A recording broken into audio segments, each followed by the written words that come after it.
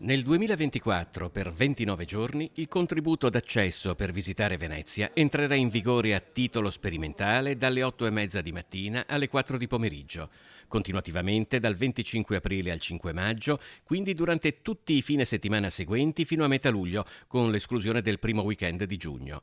Il contributo d'accesso è richiesto solo per Venezia città, ne sono escluse tutte le altre isole dal Lido a Murano e Burano. L'appello che faccio a tutti è quello di comprendere che l'atteggiamento è umile, è una sperimentazione. È la prima volta che si fa al mondo una cosa del genere, perché è chiaro che faremo errori, però non c'è un atteggiamento trionfante abbiamo molta paura anche, però non è mai stato fatto. Per i residenti del Comune di Venezia non cambierà niente. Per tutti gli altri, invece, dal 16 gennaio 2024 sarà attivata una piattaforma internet attraverso la quale ottenere il documento in caso di controlli. L'importo unico richiesto ai visitatori giornalieri è di 5 euro. I residenti in Veneto sono esclusi dal pagamento, ma non dalla prenotazione della visita, che in quei 29 giorni sarà obbligatoria. Cosa accade se non si paga il contributo d'accesso e si viene scoperti?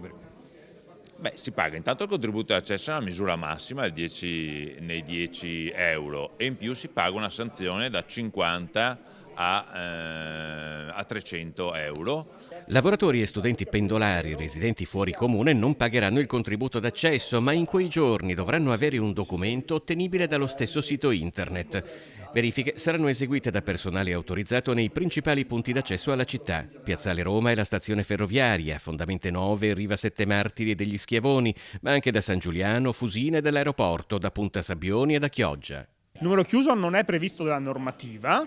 Il Comune può però introdurre delle soglie eventualmente in cui sopra un certo numero il contributo possa essere anche più alto di quello dei 5 euro della sperimentazione. Ecco, il numero chiuso in quanto tale oggi la norma non ce lo consente.